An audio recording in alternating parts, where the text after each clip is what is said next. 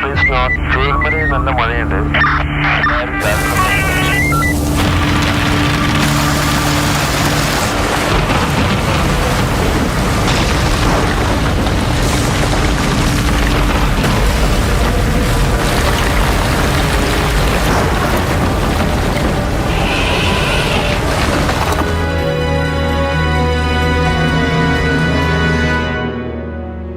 ഒരുപാട് മനുഷ്യരുടെ ഉള്ളം കലക്കി ഉരുൾപൊട്ടിയിട്ട് ഇന്നൊരാണ്ട് തികഞ്ഞു.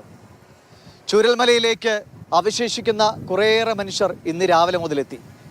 തങ്ങളുടെ പ്രിയപ്പെട്ടവരുടെ ഓർമ്മകളെ നെഞ്ചോട് ചേർത്ത് നനഞ്ഞ കണ്ണുകളുമായി വിങ്ങുന്ന ഹൃദയവുമായി അവർ ഈ മണ്ണിൽ നിന്നു. ഇനി ഈ നാട്ടിൽ പഴയ അവരുടെ ജീവിതം തിരിച്ചെടുക്കാനാവില്ല എന്ന യാഥാർത്ഥ്യം അവർക്കറിയാം. എങ്കിലും അവരിൽ പലരും മോഹിക്കുന്നുണ്ട് പഴയ ചൂരൽമലയെയും പഴമുണ്ടയെയും ഒക്കെ ഒന്ന് തിരികെ കിട്ടിയിരുന്നുവെങ്കിൽ. അവർക്ക് പുതിയ ഇടം കൽപ്പറ്റയിൽ ഒരു ടൗൺഷിപ്പ് ഒരുങ്ങുകയാണ്. എത്രയും വേഗം ആ വീടുകളിലേക്ക്, സ്വന്തം കൂരയ്ക്ക് കീഴിലേക്ക് തങ്ങളുടെ ജീവിതം പറിച്ചു നടാൻ കഴിയട്ടെ എന്ന പ്രതീക്ഷയോടെ ജീവിക്കുകയാണ്. അതിനുവേണ്ടി ഏറ്റവും വേഗത്തിൽ നമ്മുടെ സംവിധാനങ്ങൾ പ്രവർത്തിക്കട്ടെ. അവശേഷിക്കുന്ന ചൂരൽമലയിൽ ദുരന്തമേൽക്കാതെ രക്ഷപ്പെട്ടു പോയ കുറേയേറെ മനുഷ്യരുണ്ട്. അവരെ ഒറ്റപ്പെടുത്താതിരിക്കുക, അവർക്ക് വേണ്ട സൗകര്യങ്ങൾ കൂടി ഒരുക്കി അവരെയും പഴയ പോലെ ജീവിതത്തിലേക്ക് തിരികെ കൊണ്ടുവരാനുള്ള ശ്രമങ്ങൾ ഉണ്ടാകണമെന്നാണ് ഇവിടെ എത്തിയ ഓരോ മനുഷ്യരും നമ്മളോട് പറഞ്ഞത്. നമുക്ക് ഓർത്തെടുക്കാം ആ പഴയ ചൂരൽമലയും എങ്ങനെയാണ് ഇവിടുത്തെ മനുഷ്യരുടെ അതിജീവന ശ്രമങ്ങളുമെന്ന്.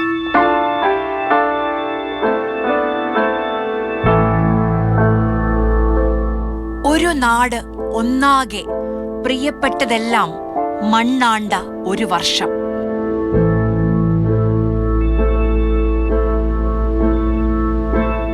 ഹൃദയഭൂമിയിൽ നിന്നും കണ്ണീരാണ്ടിന്റെ വിലാപം കേൾക്കാം. പുത്തുമലയും മുണ്ടക്കൈയും ചൂരൽമലയും നാടിന്റെ ഉള്ളുപൊട്ടലായി മാറിയ ദിനം. കേരളത്തിന് മറക്കാനാവാത്ത ഒരാണ്ട്.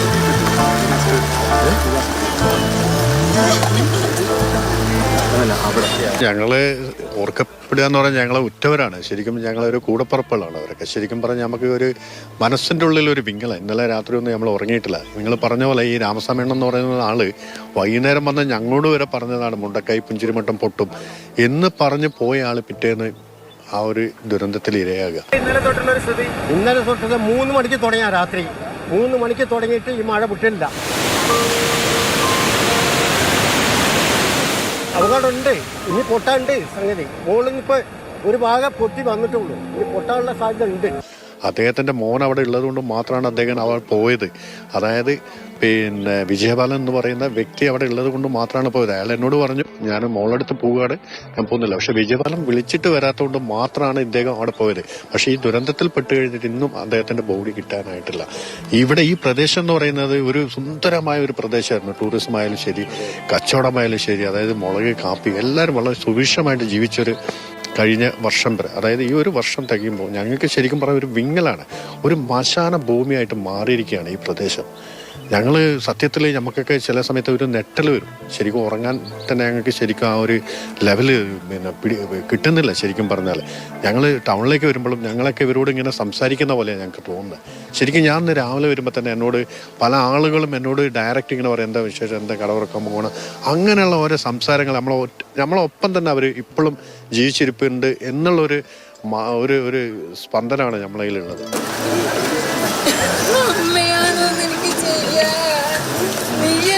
എനിക്ക് ചെയ്യേണ്ടത് എന്റെ മോനെ, എന്റെ 3 മക്കള് മുട്ടുപോലെ പോയല്ലോ. പ്രസവേ ഞാൻ എന്താ ചെയ്യാ? എന്റെ മോനെ, ഒരു നേരം നീ വീട്ടിൽ നിന്ന് മാറി നിൽക്കാത്ത കുട്ടിയാണല്ലോ അപ്പ. എന്റെ പൊന്നു മോനെ, മുത്തുപോലെ കൊടുത്തിട്ട് ഒരു കൊല്ലായടാ ഞാൻ ജീവിക്കുന്നേ. എന്റെ മോനെ, എന്റെ മോനെ, എന്റെ അമ്മൂനാരെടുത്തടാ തന്നിട്ട് പോയത്. മുണ്ടക്കൈ ചൂരൽമല ദുരന്തത്തിൽ ജീവൻ നഷ്ടപ്പെട്ടവർ ജാതിമത ഭേദമന്യേ അന്തിയുറങ്ങുന്ന ഇടം പുത്തുമലയിലെ പൊതുശ്മശാനം.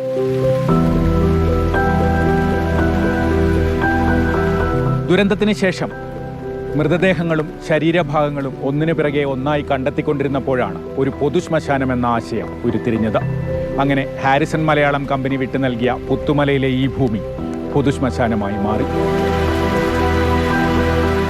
പ്രിയപ്പെട്ടവരുടെ ഓർമ്മ ദിനമാണിന്ന്.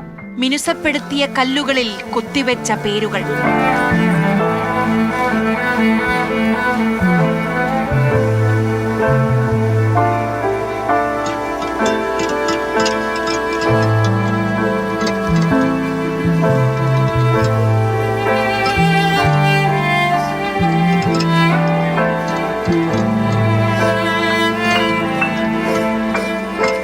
എനിക്കറിയാത്ത ഒരാളെ പേരെടുത്ത് പറയാൻ പോലും പറ്റുന്നില്ല. അത്രയും അടുപ്പുള്ള ആളുകളാണ് ഓരോരുത്തരും. എല്ലാ ആളുകളും മനസ്സിൽ നിന്ന് ഒരിക്കലും ഇല്ല, സഹിക്കാൻ പറ്റുന്നില്ല.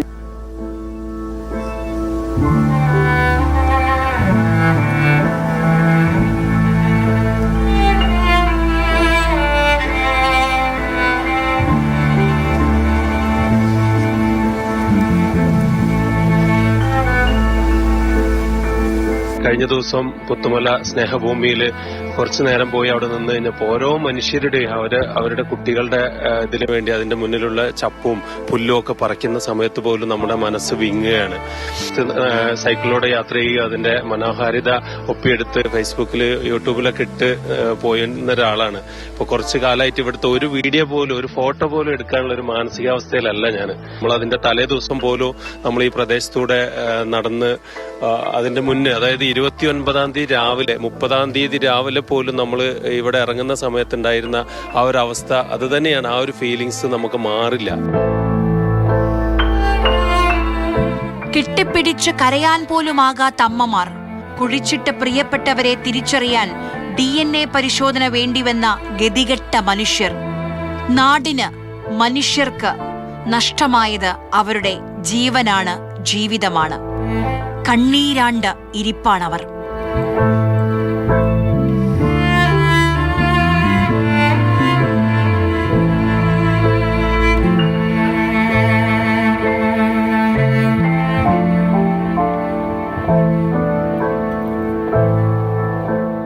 Vellarmala government higher secondary school. വെള്ളരിമലയുടെ താഴ്വാരത്തൊരു വിദ്യാലയമുണ്ടേ, പുന്നപ്പുഴയുടെ ഓരം ചേർന്നൊരു പള്ളി. വയനാട്ടിലെ എന്നല്ല, കേരളത്തിലെ തന്നെ ഏറ്റവും മനോഹരമായ ഭൂപ്രദേശത്ത് സ്ഥിതി ചെയ്തിരുന്ന ഒരു വിദ്യാലയം. സ്കൂൾ ഗ്രൗണ്ടിനടുത്തുകൂടി തെളിഞ്ഞൊഴുകിയിരുന്ന പുന്നപ്പുഴ, നിറയെ വെള്ളാരം കല്ലുകൾ. ആ മനോഹരമായ വിദ്യാലയമാണ് ഒരു രാത്രി ഇരുട്ടി വെളുക്കുമ്പോഴേക്കും ശവപ്പറമ്പായി മാറിയത്.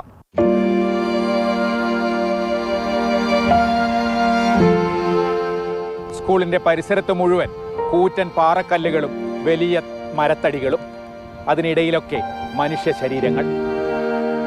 പക്ഷേ അതിനിടയിലും സ്കൂൾ കെട്ടിടങ്ങൾ ഒരു ധർമ്മം നിർവഹിച്ചു. സ്കൂളിൽ കിഫ്ബിയുടെ മേൽനോട്ടത്തിൽ പണിത പുതിയ കെട്ടിടത്തിൽ നിരവധി പാറക്കല്ലുകളും മരക്കഷ്ണങ്ങളും തട്ടി നിന്നതുകൊണ്ടാണ് ചൂരൽമല ടൗണിന്റെ മുഴുവൻ ഭാഗങ്ങളും ഒലിച്ചു പോകാതിരുന്നത്. ഏറ്റവും വൈകിയാണ് അവർ ഒന്ന് മാനസികമായി പരുവപ്പെട്ട് വന്നത്.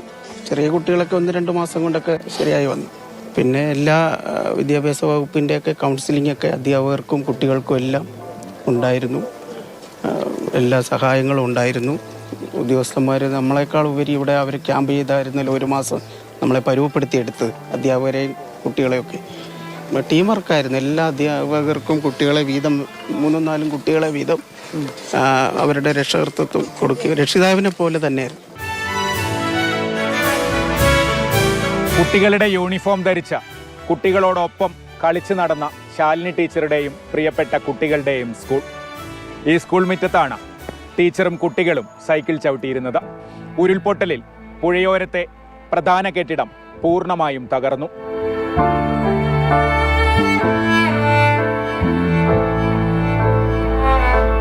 ഇപ്പോൾ സ്കൂൾ പ്രവർത്തിക്കുന്നത് മേപ്പാടി പഞ്ചായത്ത് ഓഫീസിന് സമീപമുള്ള ഹാളിലാണ്.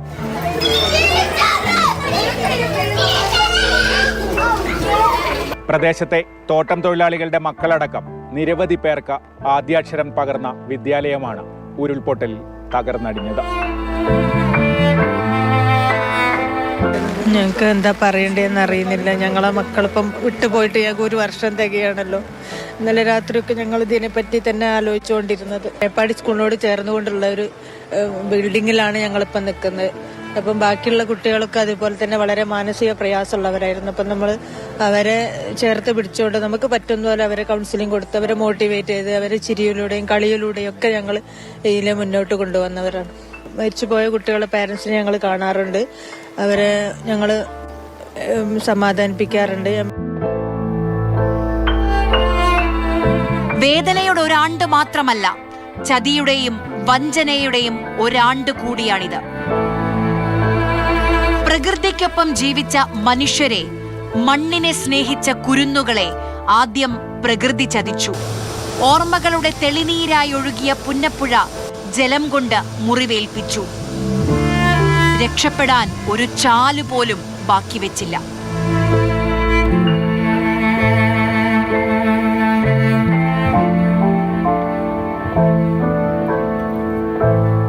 മണ്ണറിഞ്ഞ മനുഷ്യരെ മല മണ്ണിട്ട് മൂടി.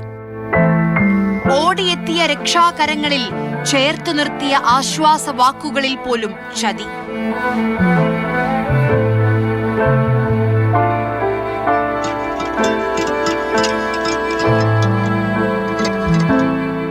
മുണ്ടക്കൈ ചൂരൽമല ദുരന്തത്തിന് ശേഷം ദുരന്തം ബാധിച്ചവർക്ക്, അതുപോലെ വയനാട്ടിലുള്ള എല്ലാ ജനങ്ങൾക്കും ഏറെ പ്രതീക്ഷ നൽകിയ ഒരു ദൃശ്യവും ചിത്രവുമൊക്കെയായിരുന്നു പ്രധാനമന്ത്രി നരേന്ദ്രമോദി ഒരു കുഞ്ഞിനെ എടുത്ത് ഓമനിക്കുന്ന ചിത്രവും ദൃശ്യവുമൊക്കെ. അന്ന് നൈസമോളെയാണ് ആശുപത്രിയിൽ വെച്ച് പ്രധാനമന്ത്രി അതുപോലെ എടുത്ത് ഓമനിക്കുകയും ഒക്കെ ചെയ്തത്. വലിയ ഒരു സഹായം കേന്ദ്ര സർക്കാരിൻ്റെ ഭാഗത്ത് നിന്ന് ലഭിക്കുമെന്ന ഒരു പ്രതീക്ഷയൊക്കെയാണ് പ്രധാനമന്ത്രിയുടെ സന്ദർശന കാലത്ത് എല്ലാവർക്കും ഉണ്ടായിരുന്നത്. പക്ഷേ ആ പ്രതീക്ഷകൾ പൂർണ്ണമായും സഫലമായില്ല. അത്ര വലിയൊരു സഹായധനമൊന്നും കേന്ദ്ര സർക്കാരിൻ്റെ ഭാഗത്ത് നിന്ന് കിട്ടിയില്ല. എന്തായാലും നൈസമോൾ ഇപ്പോഴും മേപ്പാടിക്കടുത്ത് ചുളുക്കയിലെ വാടക വീട്ടിൽ കഴിയുകയാണ്. ഉമ്മ ജസീലയും ഉമ്മാമയും ഒക്കെ ഉണ്ട്. അതെ, വന്നപ്പോൾ നല്ല പ്രതീക്ഷ ഉണ്ടായിരുന്നു. നമ്മളെ അവർ ചേർത്ത് പിടിക്കും, കൂടെ ഉണ്ടാവും എന്നൊക്കെ നല്ല പ്രതീക്ഷ ഉണ്ടായിരുന്നു. പിന്നീട് അതൊന്നും കാണാൻ പറ്റിയില്ല. അപ്പോൾ അതിൽ നല്ല നിരാശ തന്നെയാണുള്ളത്. ഇപ്പോൾ ഈ മറ്റെന്തൊക്കെ സഹായം ഇപ്പോൾ സർക്കാരിൻ്റെ ഭാഗത്തുനിന്ന് കിട്ടുന്നത് നിങ്ങൾക്ക്? സർക്കാരിൻ്റെ ഭാഗത്തുനിന്ന് വാടക ഞങ്ങൾക്ക് ഇവിടെ 10 വാടക. അപ്പോൾ അതിൽ 6 സർക്കാർ തരുന്നുണ്ട്. പിന്നെ മാസം 300 വെച്ചിട്ട്, ദിവസം 300 വെച്ചിട്ട് 9 നമുക്ക് കിട്ടുന്നുണ്ട്. അപ്പോൾ അങ്ങനെ മോളെ പഠിത്തമൊക്കെ അങ്ങനെ നടന്നു പോകുന്നു. മോളെ പഠിപ്പിൻ്റെ കാര്യം പിന്നെ പ്രതിപക്ഷ നേതാവ് വി ഡി സതീശൻ സാറ് ഏറ്റെടുത്തിട്ടുണ്ട്. അപ്പോൾ അവർ അത് നോക്കുന്നുണ്ട്. അപ്പോൾ നൈസമോളുടെ പഠിത്തമൊക്കെ നന്നായി മുന്നോട്ട് പോകുന്നുണ്ട്. സംസ്ഥാന സർക്കാർ ഇവരുടെ വീട്ടുവാടക ഒക്കെ നൽകുന്നുണ്ട്. അതുപോലെ ജസീലയ്ക്ക് ദിവസം 300 രൂപ വെച്ച് മാസം 9,000 രൂപയുടെ സഹായധനവും കിട്ടുന്നുണ്ട്. അങ്ങനെയൊക്കെ കാര്യങ്ങളൊക്കെ മുന്നോട്ട് പോകുന്നുണ്ട്. അപ്പോഴും അന്നത്തെ ഒരു നിരാശ ഈ കുടുംബത്തിന് ബാക്കിയാണ്. കാരണം പ്രധാനമന്ത്രി മകളെ എടുത്ത് ലാളിക്കുകയൊക്കെ ചെയ്തപ്പോൾ കേന്ദ്ര സർക്കാരിൻ്റെ ഭാഗത്ത് നിന്ന് വലിയൊരു സഹായം പ്രതീക്ഷിച്ചിരുന്നു. അതിലുള്ള നിരാശ കൂടിയാണ് ജസീല പങ്കുവെച്ചത്. മാസങ്ങൾ കൊണ്ട് മണിമാളികകൾ ഉയർന്ന നാട്ടിൽ കുടിലിനായി ഒരാണ്ടിന്റെ കാത്തിരിപ്പ്. പക്ഷെ എൻ്റെ ഒരു ഉപജീവന മാർഗമായിരുന്നത്. ഞാൻ ഒരുപാട് കാലം കഷ്ടപ്പെട്ട് 10-17 മണിക്കൂർ ജോലി ചെയ്തുണ്ടാക്കിയൊരു സംഭവമാണ്. അതെല്ലാം എനിക്ക് നഷ്ടപ്പെട്ടു. ഇനിയിപ്പോൾ കുറച്ച് കഴിഞ്ഞാൽ ഈ 9,000 കൂടി നിൽക്കുമ്പോൾ മക്കൾ എങ്ങനെ ജീവിക്കും എന്നുള്ളതാണ്. മക്കളൊക്കെ ചെറിയ മക്കളാണ് പഠിക്കുന്നത്. എനിക്കാണെങ്കിൽ പഴയമാതിരി പുറത്തു പോയി ജോലി ചെയ്യാനുള്ള ഇതില്ല, ആരോഗ്യമില്ല. അത് മാത്രമല്ല പോകാനും കഴിയില്ല. പിന്നെ അതുകൊണ്ടൊന്നും ആവില്ല. കാരണം ഈ വീട് ഇതുപോലൊരു വീട് ഇനി എനിക്ക് എൻ്റെ പുരുഷായുസിൽ വെക്കാൻ പറ്റുമെന്ന് എനിക്ക് തോന്നുന്നില്ല. ഹൃദയനോവിന്റെ കേരളത്തിന്റെ ചോര നനഞ്ഞ പണം ഖജനാവിൽ കെട്ടിക്കിടപ്പാണ്. കേരളം പിരിച്ചുണ്ടാക്കിയ കാശുണ്ട് 700-ലധികം കോടി രൂപ. നല്ലവരായ നാട്ടുകാർ, വിദേശത്തും സ്വദേശത്തുമുള്ള മലയാളികൾ സംഭാവന ചെയ്ത പൈസയുണ്ട്. അതും വേണ്ടത്ര ഫലപ്രദമായി ഉപയോഗപ്പെടുത്തുന്നില്ല എന്നുള്ള ആക്ഷേപം നിലനിൽക്കുകയാണ്. ഇതുപോലൊരു രാത്രിയേ ആയിരുന്നില്ല അന്ന്. വീടുകളിൽ വെള്ളം കയറി മല പൊട്ടിയോ എന്ന് ഒരു സംശയം.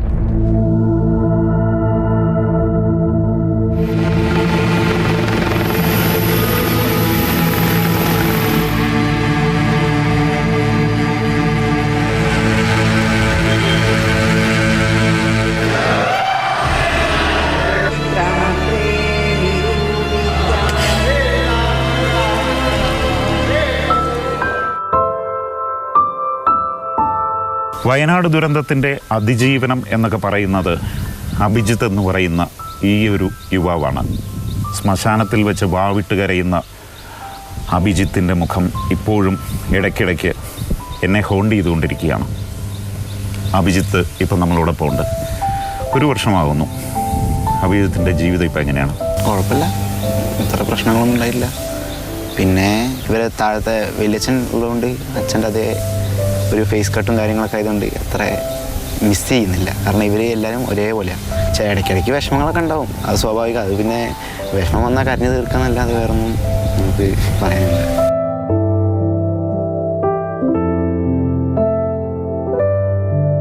അന്ന് തിരുവനന്തപുരത്തായിരുന്നോ പഠിക്കുന്നത്? തിരുവനന്തപുരത്തായിരുന്നു. ഏതിനായിരുന്നു? Hotel management. ഇപ്പോഴും ഇപ്പോൾ ഞാൻ BTTM ട്രാവൽ ടൂറിസം അത് കഴിഞ്ഞു. ഇനിയിപ്പോൾ ഡിഗ്രി എടുക്കാൻ വെച്ചു. ഡിഗ്രി എടുക്കും. അന്ന് അവിടെ പഠിക്കുന്നതുകൊണ്ടാണ് രക്ഷപ്പെട്ടു. പിന്നീട് ആ സ്ഥലത്തേക്ക് പോകാൻ പറ്റിയോ? ഞാൻ ഇടയ്ക്കിടയ്ക്ക് പോകുന്നു. ഞാൻ ആദ്യം ഈയിടെ ആയിട്ടാണ് പോകാൻ പറ്റാത്ത, മഴയൊക്കെ ആയതുകൊണ്ട്.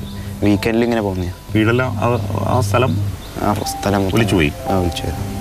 എന്താണ് ഇനി ഒരു ലക്ഷ്യബോധം? പഠിക്കണം, നന്നാക്കി വേണ്ടി ജീവിക്കുക. അല്ലാണ്ട് ഇനിയിപ്പോൾ കുറേ കൂട്ടിച്ചിട്ടൊന്നും കാര്യമില്ല. അതേപോലെ ഒരു വീട്ടിലോട്ട് ചെന്നാകും പോകും. ഇവിടെ വാടകയ്ക്ക് താമസിക്കുക? അവിടെ വാടകയ്ക്ക് താമസിക്കുക. ഈ മഴയൊക്കെ വരുമ്പോൾ ഒരു ഭീതി മനസ്സിൽ? ഇല്ലല്ല, ഇപ്പം അങ്ങനത്തില്ല. ഇപ്പം അങ്ങനെ പേടിയൊന്നുമില്ല. വന്നാൽ പോകും. മനുഷ്യൻ്റെ കാര്യമല്ലേ, ജീവനെ പേടിയൊന്നുമില്ല ഇനിയിപ്പോൾ.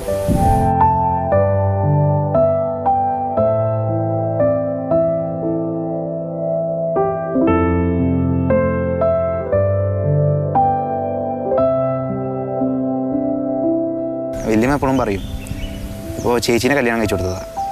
ഇവിടുത്തെ ചേച്ചീനെ, വല്യമ്മേൻ്റെ മോളെ. ബാക്കിയുള്ള 2 മക്കളാര്. ഇപ്പോൾ 3 മക്കളുണ്ട്. എനിക്കൊരു കുഴപ്പമില്ല എന്ന് പറയുന്നു. 3ാമതൊരു മോൻ വന്നതിൽ എനിക്കൊരു കുഴപ്പമില്ല, സന്തോഷമുള്ളൂ. ഈ 2 മക്കളെന്ന് പറയണ്ടല്ലോ, 3 മക്കളെന്ന് പറയാമല്ലോ എന്ന് പറയുന്നു.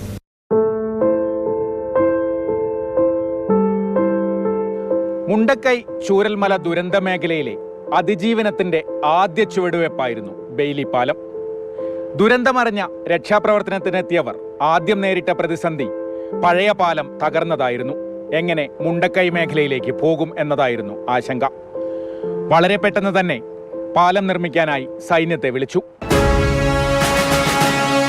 3 ദിവസം കൊണ്ടാണ് സൈന്യം ബെയിലി പാലത്തിന്റെ നിർമ്മാണം പൂർത്തിയാക്കിയത്.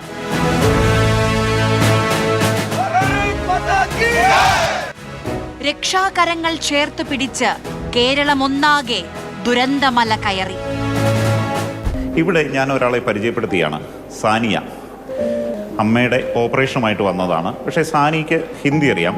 അപ്പോൾ സാനി ഇവിടെ നിൽക്കുമ്പോഴാണ് ഇവിടെ ഈ ദുരന്തത്തിൽപ്പെട്ട് പരിക്കേറ്റ് ഒഡീഷ സ്വദേശിനിയായ പ്രിയദർശിനിയെ കൊണ്ടുവരുന്നത്. പിന്നെ ഞാൻ ഇങ്ങനെ എല്ലാവരും കെയർ ചെയ്യാൻ വേണ്ടിയിട്ട് ഇങ്ങനെ വെറുതെ നടന്നു പോകുമ്പോൾ ആ ചേച്ചിനെ കണ്ടപ്പോൾ അങ്ങ് ചോദിച്ച് എന്താ പറ്റിയതൊക്കെ. ഒന്നും മനസ്സിലാവുന്നില്ല, ഏത് ഭാഷയിലാണ് സംസാരിക്കുന്നത്. നോക്കുമ്പോൾ എന്നോട് ഒറീസയിലാണ് സംസാരിച്ചത്. ജസ്റ്റ് എനിക്ക് മനസ്സിലായിക്കില്ല. പിന്നെ ഞാൻ ഹിന്ദിയിൽ സംസാരിച്ച് നോക്കിയ ഒരു ടൂറായിട്ട് വന്ന 4 പേരുണ്ടായിരുന്നു. ഒരു ഹസ്ബൻഡും വൈഫും. ഈ വൈഫാണ് ഇവിടെ കിടക്കുന്നത്. ഹസ്ബൻഡ് ഇപ്പം മരണപ്പെട്ടിക്ക്. Priyadarshini from Odisha, care of Sania, മേപ്പാടിയിലെ കണ്ണ് നിറയ്ക്കുന്ന സ്നേഹക്കാഴ്ച. 1 വർഷം മുമ്പുള്ള ഈ വാർത്തയുടെ തലക്കെട്ട് ഇങ്ങനെയായിരുന്നു. 1 വർഷത്തിന് ശേഷം സ്നേഹക്കാഴ്ച ഒരുക്കിയ സാനിയ നമ്മളോടൊപ്പം ഉണ്ട്. അന്നത്തെ സാഹചര്യം ഓർക്കുന്നുണ്ടോ? ഓ, അത് ഓർമ്മയുണ്ട്. കുരൽമല മുണ്ടക്കായി ആ ടൈമത്തെ സിറ്റുവേഷൻ ആർക്കും മറക്കാൻ പറ്റില്ല. അങ്ങനെ ചേച്ചീനൊക്കെ ഹെൽപ്പ് ചെയ്തിരിക്കേനും പ്രിയദർശിനി എന്ന് പറഞ്ഞിട്ടുള്ള. അപ്പോൾ ഓരായിട്ട് ഇങ്ങനെ ഇടയ്ക്കിടയ്ക്ക് സംസാരിക്കലുണ്ട്.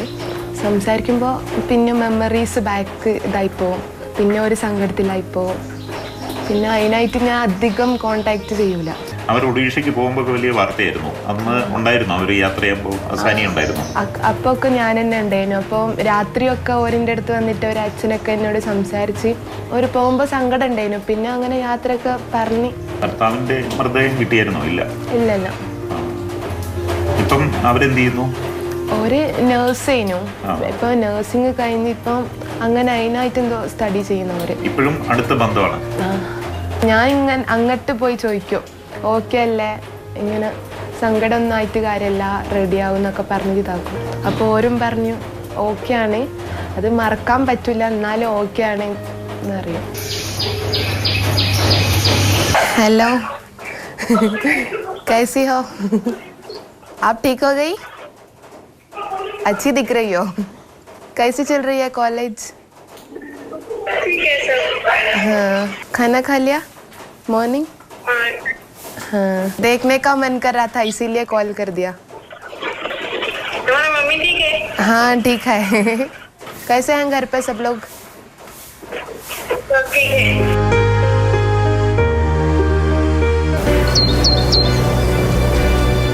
എല്ലാത്തിനും സാക്ഷിയായി പുന്നപ്പുഴയോരത്തെ ആൽമരം. ചുറ്റുമുള്ളതെല്ലാം ഒലിച്ചുപോയപ്പോഴും ആൽമരം മാത്രം ബാക്കിയായി. ആലിനടുത്ത് ഒരു ക്ഷേത്രമുണ്ടായിരുന്നു, മനോഹരമായൊരു ശിവക്ഷേത്രം.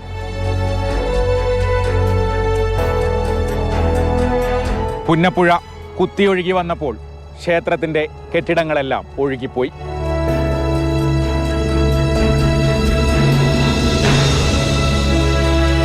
വിശ്വാസികൾ ഇപ്പോഴും അവിടെ വിളക്കുവെച്ച് പ്രാർത്ഥിക്കുന്നുണ്ട്.